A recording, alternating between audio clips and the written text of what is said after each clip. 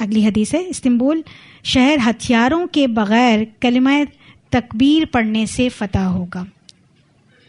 حدیث ہے حضرت ابو ہریرہ رضی اللہ عنہ سے روایت ہے، نبی اکرم صلی اللہ علیہ وسلم نے صحابہ کرام سے ارشاد فرمایا، کیا تمہیں وہ شہر معلوم ہے جس کی ایک جانب خشکی اور دوسری جانب سمندر ہے؟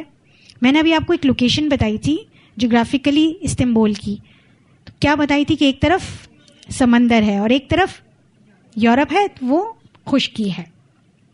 اور نبی صلی اللہ علیہ وسلم اپنے صحابہ کرام سے سوال کرتے ہیں، تو وہ جواب میں کہتے ہیں، صحابہ کرام نے عرض کیا، ہاں یا رسول اللہ صلی اللہ علیہ وسلم معلوم ہے. اور اس سے مراد ترکی کا شہر استنبول ہے جس کا پرانا نام قسطنطینیہ ہے. آپ صلی اللہ علیہ وسلم نے ارشاد فرمایا، قیامت اس وقت تک قائم نہیں ہوگی. پھر سے دیکھیں، لا تقوم الساعۃ، جتنی بھی قیامت سے متعلق زیادہ تر پروڈکشنز ہیں نبی صلی اللہ علیہ وسلم نے اس کی ابتدا اسی سے کی ہے. قیامت اس وقت تک قائم نہیں ہوگی جب تک بنی اسحاق میں سے 70,000 آدمی اس کے خلاف جہاد نہ کر لیں. جب وہ آئیں گے تو پڑاؤ ڈال دیں گے، لیکن تیر و تفنگ سے لڑائی نہیں ہوگی.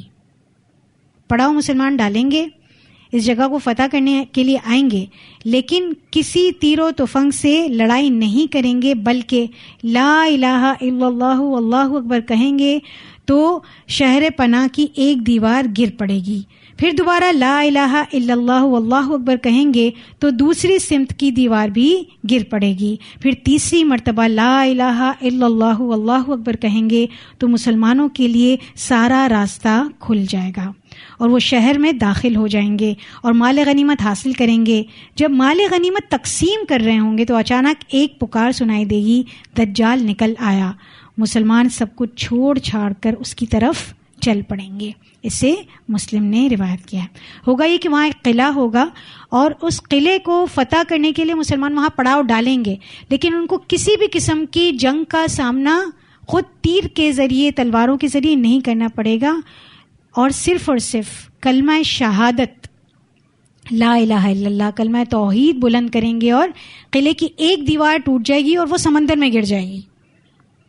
پھر دوبارہ لا الہ الا اللہ واللہ اکبر پڑھیں گے اور ایک اور دیوار ٹوٹ جائے گی، وہ بھی سمندر میں گر پڑے گی. پھر لا الہ الا اللہ واللہ اکبر کہیں گے، پھر ایک اور دیوار خشکی کی طرف گر جائے گی اور پھر مسلمان اس میں بآسانی داخل ہو جائیں گے. تو یہ تھا اس طرح کا جنگ کا اختتام کہ جس میں مسلمانوں نے ایک کٹھن مقابلہ کیا، جس کے بعد اللہ تعالیٰ نے ان کو اتنی آسانی کے ساتھ استنبول صرف ایک کلمہ، کیونکہ انہوں نے یہ واقعی پروف کر کے دکھایا تھا کہ لا الہ الا اللہ واللہ اکبر. یہ جو ہم پڑھتے ہیں نا بہت دفعہ لا الہ الا اللہ واللہ اکبر، اس کو شعور کے ساتھ پڑھنا چاہیے. اتنی پاور ہے اس کلمے میں. ہم پڑھتے رہتے ہیں تو کبھی کبھار روحانیت ختم ہو جاتی ہے. تو شعور کے ساتھ پڑھیں، خواہ ایک دفعہ پڑھیں. لا الہ الا اللہ ایک مرتبہ پڑھنا میزان کو بھاری کر دیتا ہے، خواہ ایک بار پڑھیں لا الہ الا اللہ. تو اللہ سبحانہ تعالیٰ ایسا مسلمان ہمیں، ایسا اسلام، ایسا ایمان اللہ سبحانہ تعالیٰ ہمیں نصیب فرمائے. انہی جنگوں میں سے جو جنگ ہے اس کو ایک اور روایت میں بیان کیا گیا ہے، وہ بھی دیکھتے ہیں. دجال کے ظہور سے پہلے مسلمانوں اور عیسائیوں کے درمیان 4 دن شدید خون ریز جنگ ہوگی. یہ جو پیچھے جنگ پڑی ہے نا ہم نے، اسی کی 4 دن یہ چلے گی، اس کی ڈسکرپشن بتائی گئی ہے. پہلے 3 دن مسلمان مغلوب ہوں گے، یعنی عیسائی غالب آئیں گے اور مسلمانوں کو فتح نہیں حاصل ہوگی، اور عیسائی غالب ہوں گے. چوتھے دن اللہ تعالیٰ مسلمانوں کو غلبہ عطا فرمائیں گے اور عیسائیوں کو شکست ہوگی. یہ جنگ اس قدر خون ریز ہوگی کہ اس سے پہلے ایسی خون ریز جنگ کسی نے نہ دیکھی ہوگی. 99% لوگ مارے جائیں گے. اس جنگ کے فوراً بعد دجال کا ظہور ہوگا، جس کی خبر لانے کے لیے مسلمان 10 آدمیوں کو گھوڑوں پر روانہ کریں گے. اور یہ 10 آدمی کون ہوں گے یہ بھی نبی صلی اللہ علیہ وسلم اس کے بارے میں بھی ڈسکرپشن بتاتے ہیں، وہ بھی حدیث میں بہت ہی خوبصورت ہے. اس حدیث کو دیکھ لیتے ہیں. حضرت عبداللہ بن مسعود رضی اللہ عنہ کہتے ہیں کہ قیامت قائم نہیں ہوگی حتیٰ کہ میراث تقسیم ہوگی، نہ ہی کسی کو مال غنیمت حاصل کرنے کی کوئی خوشی ہوگی.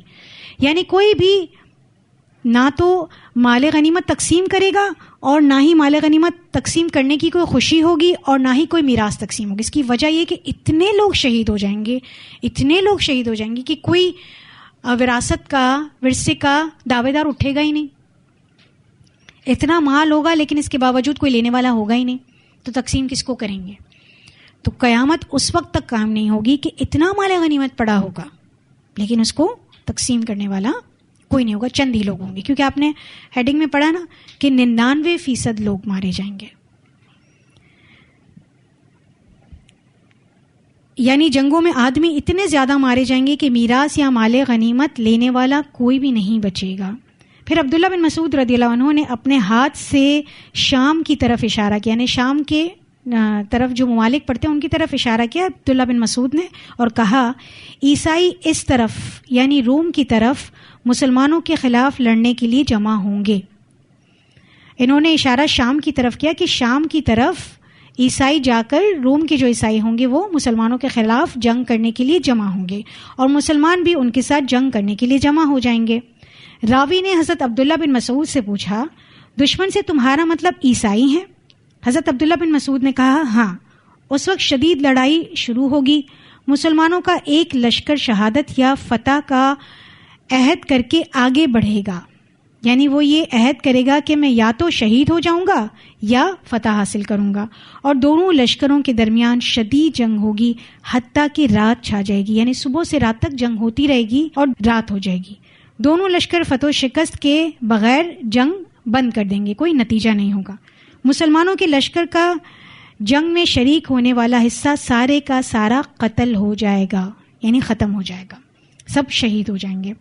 جو ایک گروہ نکلا تھا اس کی بات کی جا رہی ہے. دوسرے دن مسلمانوں کے لشکر کا ایک حصہ پھر جنگ میں شہادت یا فتح کا عہد لے کر شریک ہوگا.